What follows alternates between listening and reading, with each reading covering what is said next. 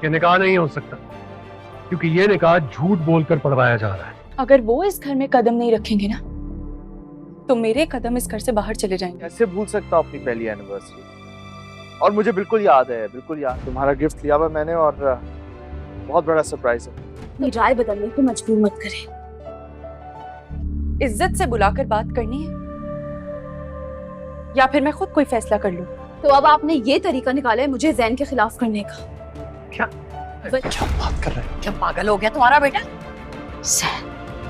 याद है कि हमने अपनी पहली एनिवर्सरी जो है वो किसी आइलैंड पे सेलिब्रेट करनी। मैं आप सब लोगों को बता देना चाहता हूँ कि जैन पहले से शादीशुदा है।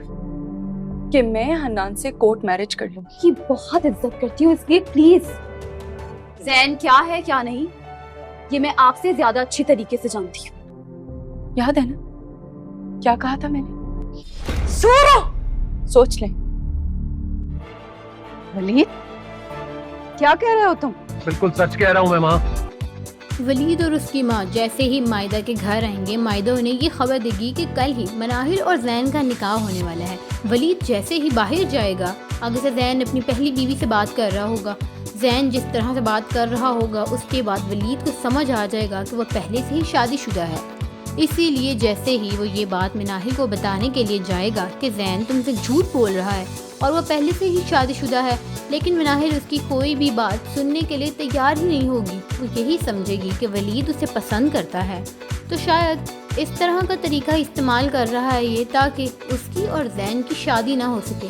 लेकिन जल्द ही जैन की और मनाहिल का निकाह होने वाला होगा, और इसी दौरान एक दफ़ा फिर वलीद आकर सबको आगाह कर देगा कि ये निकाह झूठ बोलकर पढ़ाया जा रहा है। जैन पहले से ही शादीशुदा है, लेकिन मायदा इस बात पर फिर एक दफ़ा इनकार कर देगी और नरगिस से यही कहेगी कि तुम्हारा बेटा पागल हो चुका है।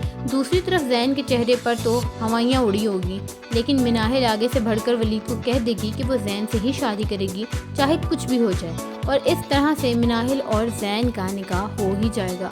इनका निकाह तो हो जाएगा। दूसरी तरफ ज़ारा से, जो हनान के लिए मरी जा रही है, अपनी माँ से कह देगी कि अगर आपने मेरी होने वाले ससुराल वालों को ना बुलाया तो कुछ भी हो सकता है, मैं हनान के साथ जाकर कोर्ट मैरिज भी कर सकती हूँ। बेहतर यही है कि आप इज़्ज़त से ही उन्हें घर बुला लें और मुझे इज़्ज़त के साथ रुखसत कर दें। सो ऐसी और बहुत सारे वीडियोस के लिए चैनल को सब्सक्राइब कर लें और इस वीडियो को लाइक और शेयर ज़रूर करिएगा। Stay tuned with gossip shorts.